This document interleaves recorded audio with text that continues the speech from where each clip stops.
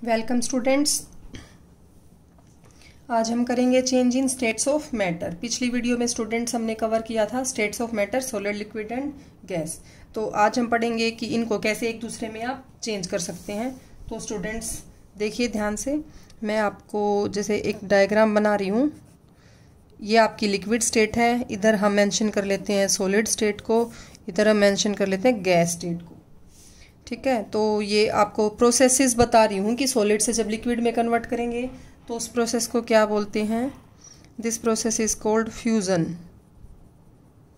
ठीक है, solid to liquid. और लिक्विड से गैस में जाते हैं तो इस प्रोसेस को बोलते हैं वेपोराइजेशन।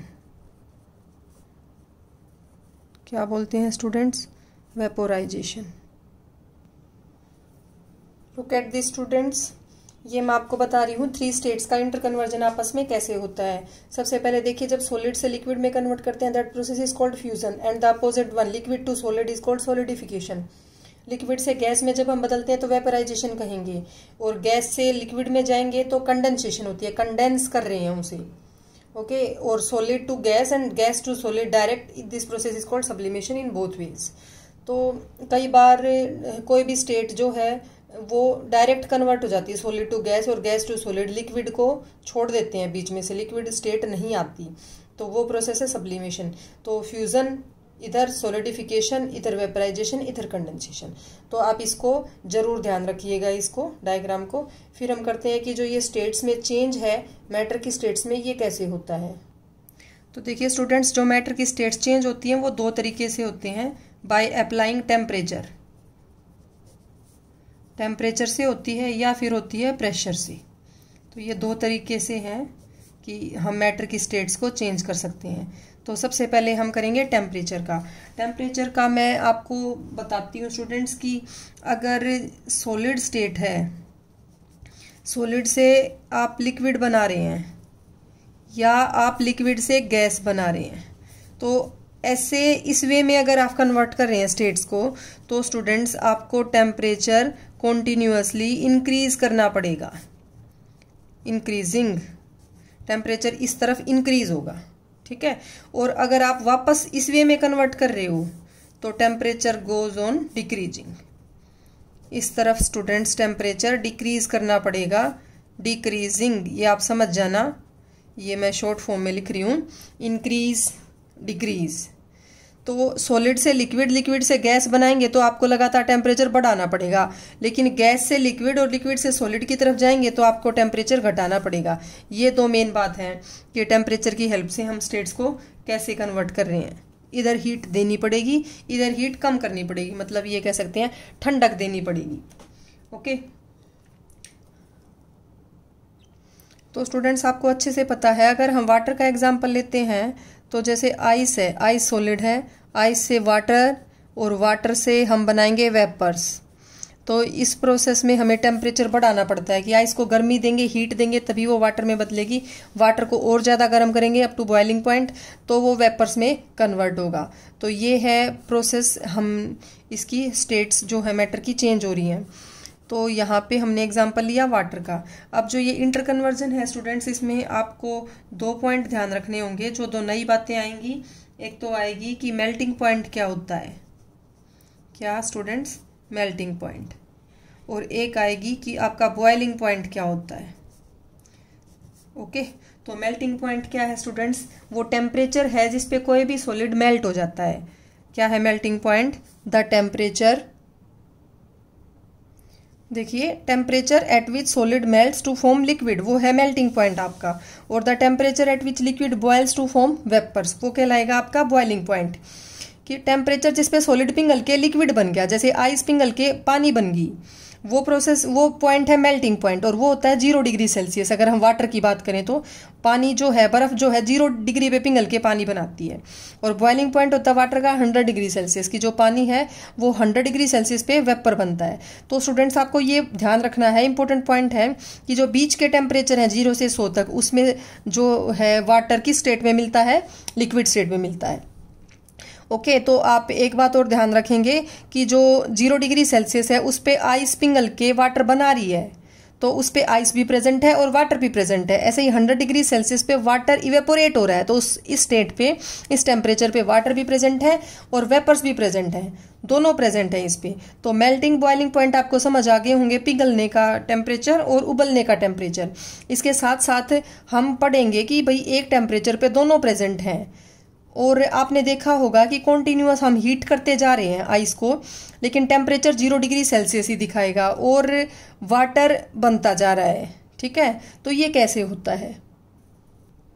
तो देखिए, ये मैं बता रही हूँ कि 0 डिग्री पे आइस भी है और वाटर भी है, प्रोसेस चल रही है मेल्टिंग की, पिघल रही है आइस, वाटर में बन रही है, वाटर में कन्वर्ट हो रही है। तो आप देखिए, इसको एक्सप्लेन करने के लिए आता है latent heat of fusion. Fusion तो मैंने आपको बताई है, प्रोसेस है सॉलिड से लिक्विड में कन्वर्ट होने की।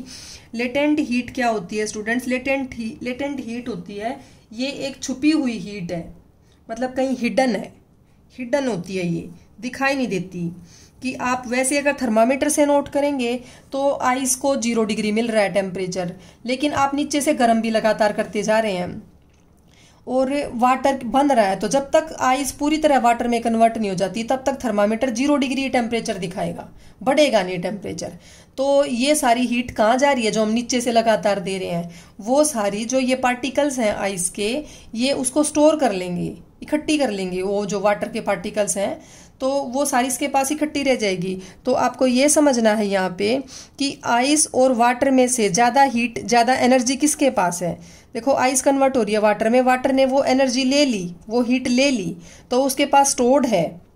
ठीक है, तो हम इसलिए बोलते हैं कि energy of ice 0 degree Celsius पे आइस के पास जो एनर्जी होगी उसके कंपेरेटिव वाटर के पास जो एनर्जी होगी 0 डिग्री सेल्सियस पे वो ज़्यादा है, वाटर वाली। अगर बेशक टेम्परेचर 0 है लेकिन थोड़ा सा गर्म अगर हम देखें तो वाटर होगा आइस के कंपैरिजन में, because it have latent heat of fusion.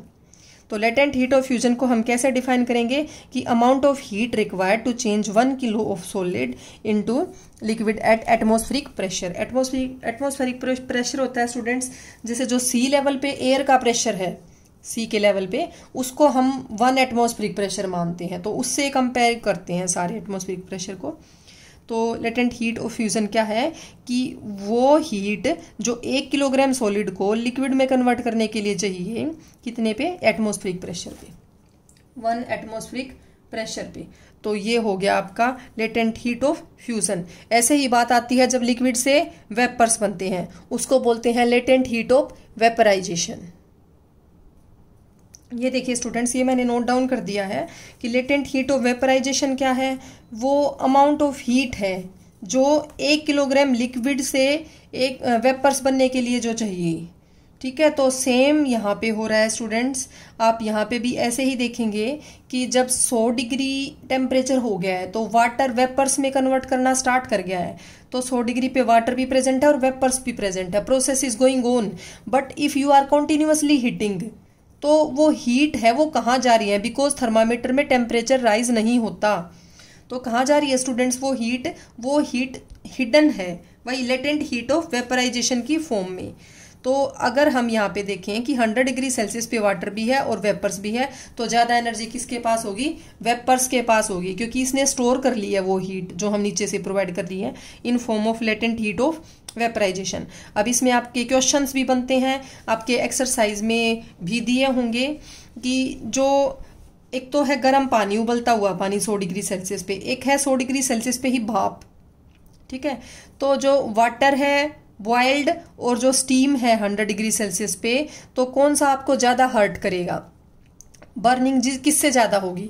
तो ये मैं आपको बता दूं, ये बर्निंग होगी वेपर से ज़्यादा, because they have more energy, more heat उनके पास है। कौन सी? Latent heat of vaporisation. ये हीट, हिडन हीट उनके पास एक्स्ट्रा है जो कि वाटर के पास नहीं है।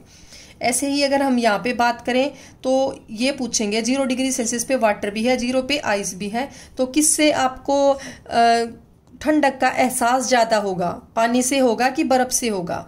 तो स्टूडेंट्स ऑब्वियसली आइस से होगा, बिकॉज इसके पास जो एनर्जी है, जो हीट है वो कम है, वाटर के पास extra latent heat of fusion है। तो जिसके पास कम हीट होगी उससे थोड़ी सी ठंडक ज़्यादा महसूस होगी। तो ये काफ़ी इंपॉर्टेंट क्वेश्चन है, आ जाता है तो आप इनके बेसिक समझिएगा। बेसिक समझने सबसे ज़्यादा ज़रूरी है कि किस तरीके से करेंगे हम इन क्वेश्चंस को। तो ये था आपका latent heat of fusion, latent heat of vaporisation. ये हो गया हमारा change in states of matter. उसके बाद मैं आपको बता रही हूँ सब्लिमेशन। सब्लिमेशन क्या होता है कि जो सॉलिड है वो बिना लिक्विड स्टेट में आए डायरेक्ट गैस में कन्वर्ट हो जाए, या गैस डायरेक्ट सॉलिड में कन्वर्ट हो जाए। जो लिक्विड स्टेट है बीच से उसको स्किप कर जाते हैं, तो इस प्रोसेस को बोलते हैं सब्लिमेशन। आपने देखा होगा कि आपके घर में अलमारी वगैरह में कपड़ों में रख देते हैं कैम्फर, कपूर की गोलियां, कैम्फर की जो ये हैं गोलियां हैं, तो इनको रख देते हैं। तो क्या देखते हैं आप कि कुछ दिनों बाद वो गायब मिलेंगी वहां से, तो ना कोई लिक्विड स्टेट आती, वो डायरेक्ट किस में कन्वर्ट हो जाती हैं, सॉलिड टू गैस। तो ऐसा किस वजह से होता है, ये प्रोसेस होती है सब्लिमेशन की। आपको एक एक्टिविटी दिखाती हूँ, उसमें समझाया हुआ है अच्छे से। ये देखिए स्टूडेंट्स, इस एक्टिविटी में आपको दिखाया हुआ है कि एक चाइना डिश में अमोनियम क्लोराइड ले लिया और एक इन्वर्टेड फनल उसके ऊपर रख दी, उल्टा करके फनल को कॉटन प्लग से इसके पीछे वाले एंड को बंद कर दिया ताकि कोई गैस वगैरह लीक आउट ना हो। नीचे से बर्नर से हीट प्रोवाइड कर रहे हैं। तो आप क्या देखेंगे कि अमोनियम क्लोराइड सॉलिड भी है यहाँ पे, और यहीं पे इसके वेपर्स भी कलेक्ट हो रहे हैं। इट मीन्स यहाँ पे कौन सी प्रोसेस हो रही है, सब्लिमेशन। सब्लिमेशन क्या होगी, क्या कौन सी प्रोसेस होगी, आपको पता चली गया होगा कि ये एक ऐसी प्रोसेस है जिसमें state change occurs without converting to liquid state, directly solid to gas. ठीक है, ऐसी प्रोसेस होती है सब्लिमेशन, सॉलिड से सीधा गैस बिना लिक्विड में आई। ओके, ये आपको समझ आ गया होगा। हमारा हो गया है कि टेम्परेचर से कैसे हम स्टेट्स को चेंज करते हैं। अब आ गया बाय अप्लाइंग प्रेशर, कि प्रेशर अप्लाई करने से हम कैसे स्टेट्स को चेंज करेंगे। तो स्टूडेंट्स ये देखिएगा ध्यान से कि when we go from solid to liquid and from liquid to gaseous state, तो इस तरफ जाएंगे तो हमें प्रेशर जो है वो डिक्रीज करना पड़ेगा। क्या करना पड़ेगा, डिक्रीज करना पड़ेगा। लेकिन अगर इस तरफ हम जाएंगे तो प्रेशर हमें इंक्रीज करना पड़ेगा। गैस से लिक्विड बना रहे हैं तो हमें लगातार ज़्यादा प्रेशर देना पड़ेगा, लिक्विड से सॉलिड बना रहे हैं तो ज़्यादा प्रेशर देना पड़ेगा। आपको पता है फोर्स ऑफ अट्रैक्शन ज़्यादा, इससे कम सबसे कम होती है। यहाँ पार्टिकल्स नज़दीक होते हैं, यहाँ पार्टिकल्स दूर दूर होते हैं। तो पार्टिकल्स को इस गैस से अगर हम लिक्विड बना रहे हैं तो उनको और नज़दीक लाने के लिए हमें ज़्यादा प्रेशर देना पड़ता है। तो टेम्परेचर में चेंज से भी स्टेट्स बदलती हैं, प्रेशर में चेंज से भी स्टेट्स बदलती हैं। ये देखिए आप, यहाँ क्या दिखाया हुआ है कि ये पिस्टन से पुश कर रहे हैं, ये गैसियस स्टेट है। तो प्रेशर डाला तो वो लिक्विड में कन्वर्ट होगी, और ज़्यादा प्रेशर डालेंगे तो वो सॉलिड में कन्वर्ट हो जाएगी। तो by applying pressure particles of matter can be brought close together, पास पास आ रहे हैं पार्टिकल्स। तो ये किस वजह से पॉसिबल है, प्रेशर की वजह से। क्या हो सकता है, स्टेट्स चेंज हो जाती हैं। ये हो गया आपका प्रेशर का पॉइंट। उसके बाद एक छोटा सा टॉपिक आता है अलग से, जिसे बोलते हैं ड्राई आइस। क्या होती है ड्राई आइस? होती है students solid carbon dioxide. Solid carbon dioxide is called dry ice. तो ये क्या है स्टूडेंट्स कि जो आपकी कार्बन डाइऑक्साइड है गैसियस, उसको प्रेशर बढ़ा के, प्रेशर अप्लाई करके डायरेक्ट सॉलिड फॉर्म में उसको कन्वर्ट कर दिया, जिसे क्या बोलते हैं, ड्राई आइस। क्योंकि ये आइस जैसी बन गई है लेकिन ये सूखी है, इसमें ह्यूमिडिटी नहीं है क्योंकि वाटर तो यहाँ पे है ही नहीं। तो ये हम कह लें कि सॉलिड CO2 को, ड्राई आइस को बहुत हाई टेम्परेचर पे स्टोर किया जाता है, stored at very high temperature, very high pressure. Students temperature नहीं, गलती से बोल गई। तो टेम्परेचर की जगह क्या आएगा, प्रेशर। बहुत ज़्यादा प्रेशर अप्लाई करेंगे तभी ये गैसियस से सॉलिड फॉर्म में जाएगी। तो ये इसको हाई प्रेशर पे स्टोर किया जाता है।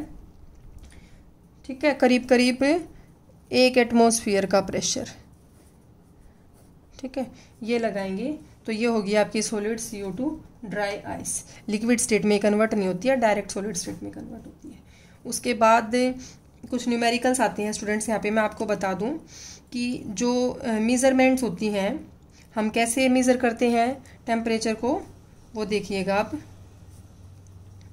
मेज़रमेंट ऑफ टेम्परेचर, कैसे हम टेम्परेचर को मेज़र करते हैं, इसके कुछ न्यूमेरिकल्स भी हैं, वो मैं आपको बताती हूँ। टेम्परेचर को मेज़र करने के लिए जो उसकी यूनिट्स की हम बात करें, किस किस से मेज़र करेंगे, तो एक तो होती है स्टूडेंट्स डिग्री सेल्सियस, क्या होती है, डिग्री सेल्सियस ऐसे लिखेंगे, ठीक है। एक होती है स्टूडेंट्स डिग्री केल्विन, ठीक है। ऐसे ही एक होती है जो आप अक्सर सुनते हो, डिग्री फ़ारेनहाइट,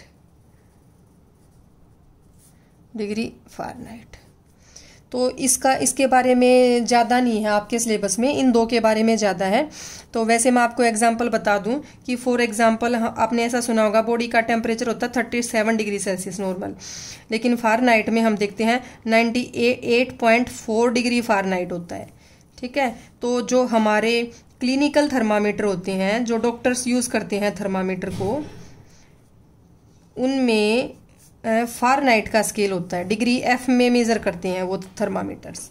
स्टूडेंट्स मैं आपको बता दूं थर्मामीटर क्या होता है, instrument use to measure temperature. तो क्या है स्टूडेंट्स, थर्मामीटर एक ऐसा इंस्ट्रूमेंट है यूज टू मेज़र टेम्परेचर। तो आपने ये अपनी लैब में भी देखा होगा, लेबोरेटरी थर्मामीटर्स होते हैं लैब में, और डॉक्टर के पास होता है क्लिनिकल थर्मामीटर्स, और लैब में कौन से होते हैं, लेबोरेटरी थर्मामीटर्स। तो इसमें कुछ मेजरमेंट्स दी हुई हैं होती हैं थर्मामीटर्स में। अगर आप फ़ारेनहाइट में मापते हैं तो 91, 92 इस तरीके से, सेल्सियस में भी होती हैं, तो केल्विन में भी होती हैं। तो हम अपने मेन टॉपिक पे आते हैं। अब आती है बात केल्विन की। तो ये केल्विन नाम के साइंटिस्ट ने दी थी ये इसकी जो यूनिट है। तो इनमें कनेक्शन की बात करें हम, तो ये देखिए आप 0 डिग्री सेल्सियस जो है आपका 273 केल्विन के इक्विवेलेंट होता है। कितने केल्विन के इक्विवेलेंट है, ये बात आप याद रखिएगा, सारे न्यूमेरिकल सोल्व हो जाएंगे, ठीक है। 0 डिग्री सेल्सियस है 273 केल्विन के इक्विवेलेंट। तो स्टूडेंट्स अगर आपको डिग्री सेल्सियस से डिग्री केल्विन में कोई चीज़ कन्वर्ट करनी है तो आपको क्या करना पड़ेगा, 273 उसमें प्लस करना पड़ेगा, ऐड करना पड़ेगा, ठीक है, ऐड 273, ठीक है। और अगर आपको कोई भी डिग्री केल्विन से डिग्री सेल्सियस में कन्वर्ट करना है तो सब्ट्रैक्ट करना है, वहाँ पे आपको 273 माइनस कर देंगे 273 को, ठीक है। तो अगर हम कोई न्यूमेरिकल लें, जैसे आपके इसमें इनबॉक्स में दिए हुए हैं, तो सबसे पहला है फॉर एग्जांपल आपको 300 केल्विन दिए हुए हैं, 300 केल्विन, एंड ये आपको किस में कन्वर्ट करना है, सेल्सियस स्केल में करना है। तो केल्विन से जब सेल्सियस में कन्वर्ट करेंगे तो आप क्या करेंगे, इसमें से 300 में से 273 आप क्या कर देंगे, लेस कर देंगे, माइनस कर देंगे, तो आंसर आ जाएगा 27 डिग्री सेल्सियस, ठीक है। एक तो ये हो गया। एक आप कोई और ले लो, जैसे ये कह रहे हैं कि 573 केल्विन है, 573 केल्विन को आपको सेल्सियस में कन्वर्ट करना है, ठीक है, 2 डिग्री सेल्सियस, ये भी किस में था, 2 डिग्री सेल्सियस कन्वर्ट करना था, ठीक है। तो आप क्या करेंगे, 573 में से 273 आप लेस कर देंगे, तो ये हो गया आपका आंसर आ गया 300 डिग्री सेल्सियस। तो एक ये और एक ये दो न्यूमेरिकल्स हो गए हैं। ऐसे ही हम न्यूमेरिकल्स ले लेते हैं, इसके सेल्सियस से केल्विन में कैसे कन्वर्ट करेंगे, तो उसके एग्जांपल्स देख लीजिए।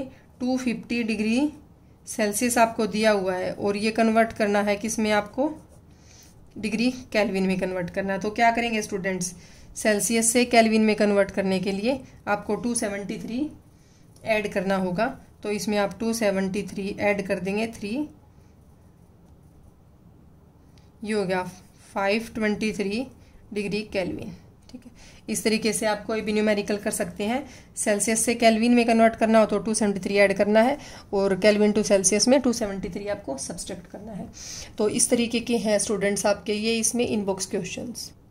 ये क्वेश्चंस भी देख लिए, ये तो मैंने आपको अभी अभी करवा दिए हैं, Celsius to Kelvin and Kelvin to Celsius. Next देखिए, for any substance why does the temperature remains constant during the change of state. मैंने आपको अभी बताया जब चेंज ऑफ स्टेट हो रहा है कि सॉलिड टू लिक्विड या लिक्विड टू वेपर, तो उस दौरान टेम्परेचर कुछ देर के लिए कांस्टेंट रहता है, थर्मामीटर में बढ़ता नहीं है। तो वो किस वजह से होता है स्टूडेंट, ऐसा लेटेंट हीट की वजह से, कि जो पार्टिकल्स है मैटर के वो एब्जॉर्व कर लेते हैं हीट को, टेम्परेचर को शो नहीं होने देते। तो latent heat of fusion, latent heat of vaporisation की वजह से। फोर्थ क्वेश्चन है sir, suggest a method to liquefy atmospheric gases. तो एटमॉस्फेरिक गैसेस को मैंने आपको बताया था लिक्विफाई करना है, लिक्विड बनाना है उन्हें, तो क्या करेंगे, हम प्रेशर को बढ़ाएंगे या टेम्परेचर को कम करेंगे। आपने देखा होगा जो आपकी एलपीजी होती है उसकी फुल फॉर्म में मैंने पिछली वीडियो में बताया भी था, लिक्विफाइड पेट्रोलियम गैस लिखते हैं। तो क्या करते हैं, उसको लिक्विड फॉर्म में कन्वर्ट करते हैं, ऐसे ही लिक्विफाई कैसे, प्रेशर बढ़ा के एक सिलेंडर में फिट कर देते हैं ज्यादा प्रेशर से और हल्का सा कम टेम्परेचर करके। तो ये थे स्टूडेंट्स आपके आज के इनबॉक्स क्वेश्चन और आज का ये था हमारा टॉपिक, ये कंप्लीट हो गया है। अगर स्टूडेंट्स आपको मेरा वीडियो पसंद आया है तो इसे लाइक, शेयर और सब्सक्राइब कीजिएगा।